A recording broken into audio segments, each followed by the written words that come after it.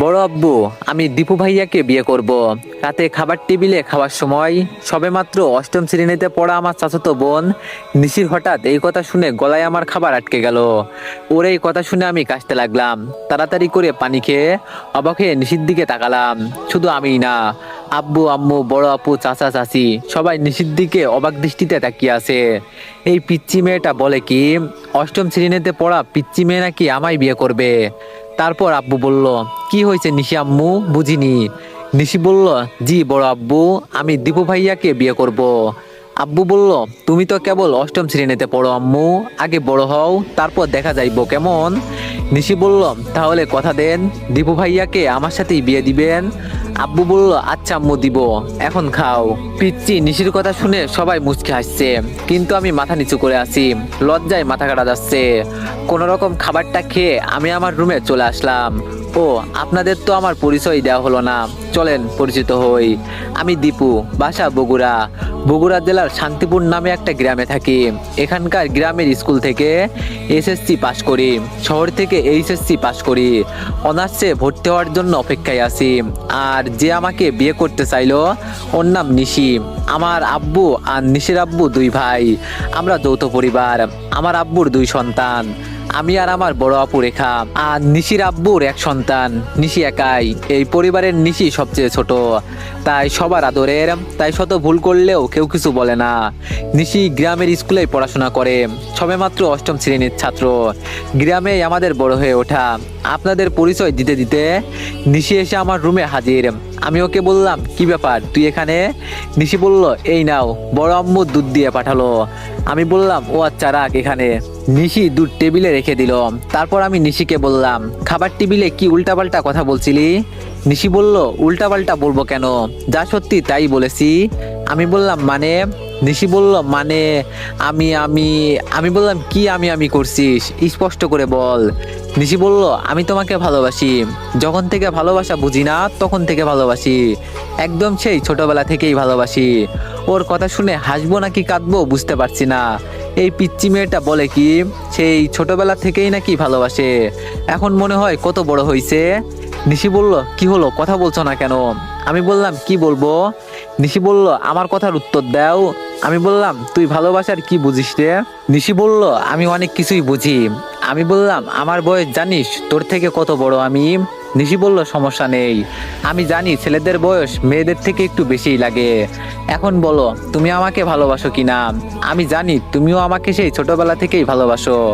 আমি বললাম, তুই গেলি এখান থেকে বলে আমি খাট থেকে উঠতে লাগলাম। আর আমার উঠা দেখে নিশি এক দৌড়ে আমার রুম থেকে চলে গেল। আমি ওর দৌড় দেখে মুচকে আসলাম। আসলে পিচ্চিটাকে আমি অনেক পছন্দ করি, কিন্তু ওকে কখনো বলিনি, বললেও মাথায় উঠে যাবে। চাচা চাচিও আমাকে অনেক পছন্দ করে। যাই হোক, রাতে একটু ফেসবুকিং করলাম, ইমেল চেক করলাম। দেখি ঢাকা ভার্সিটিতে আমার অনার্সের অ্যাডমিশনের ইমেল আসছে। অনেক খুশি হয়ে রাতে ঘুমিয়ে পড়লাম। সকালে ঘুম থেকে উঠতেই আমি চমকে গেলাম, কারণ দেখি নিশি আমার বিছানায় বসে আমার দিকে এক প্রাণে তাকিয়ে আছে। আমি বিছানা থেকে লাফ দিয়ে উঠে ওকে বললাম, কিরে নিশি, এত সকালে তুই আমার রুমে কেন, আর এভাবে তাকিয়ে আছিস বা কেন? নিশি বলল, আসলে আমি তোমাকে ডাকতে আসছিলাম, কিন্তু তুমি এমন ভাবে ঘুমাইছিলা, শুধু দেখতে থাকার ইচ্ছে হলো, তাই আর কি ডাকিনি। আমি বললাম, হইছে, আর দেখতে হবে না, পাকনা পিচ্ছি, যা এখান থেকে, আমি ফ্রেশ হবো। নিশি বলল, যাচ্ছি, এত ধমকাইতে হবে না। যাওয়ার সময় নিশি আবার পিছন ফিরে বলল, ও ভাইয়া। আমি বললাম, কি? নিশি বলল, একবার বউ বলো না। আমি বললাম, তুই গেলি এখান থেকে, দাঁড়া তোকে দেখাচ্ছি মজা। আমার এ কথা শুনতেই নিশি এক দৌড়ে আমার রুম থেকে চলে গেল। আমি ওর কথা শুনে মুচকে আসলাম। তারপর ফ্রেশ হয়ে নাস্তা করতে গেলাম। নিশিও আমার পাশেই বসলো। আমি নাস্তা খাচ্ছি আর নিশি চুপচাপ বসে আছে। চাচি নিশিকে জিজ্ঞেস করলো, নিশি হাঁটছিস না কেন? নিশি বলল, দীপু ভাইয়ার হাতে খাবো। আমি অবাক হয়ে বললাম, কি, আমি পারবো না। নিশি বলল, দিতে হবে না, আমিও খাবো না, আমি গেলাম। তখন আব্বু আমাকে বলল, দীপু দে না একটু খাইয়ে। আমি আব্বুর কথা ফেলতে পারি না, তাই আব্বুর কথায় নিশিকে নিজের হাতে খাওয়াতে লাগলাম। নিশি আমার দিকে তাকিয়ে মিটমিটিয়ে হাসছে। আমি ওর দিকে চোখ বড় বড় করে তাকালাম। ও চুপ হয়ে গেল। খাওয়ার মাঝখানে হঠাৎ আমার আঙ্গুলে নিশি কামড় বসিয়ে দেয়। আমি আউজ করে উঠি। নিশি বলল, সরি সরি। আমি বললাম, আব্বু আমি আর খাইয়ে দিতে পারবো না, শয়তানি কামড় দিয়েছে। নিশি বলল, বললাম তো সরি। আমাদের একরকম কাণ্ড দেখে আব্বু আম্মু চাচা চাচি সবাই মুচকে আসছে। খাওয়ানোর শেষে আমি আমার রুমে চলে আসলাম। দুপুরে খাওয়া শেষ করে এসে ঘুমাইছি। ঘুম ভাঙলো নিশির ডাকে। নিশি বলল, দীপু ভাইয়া, এই দীপু ভাইয়া ওঠো না প্লিজ। আমি চোখ ডলতে ডলতে বললাম, কি হয়েছে? আমি এখন উঠতে পারবো না।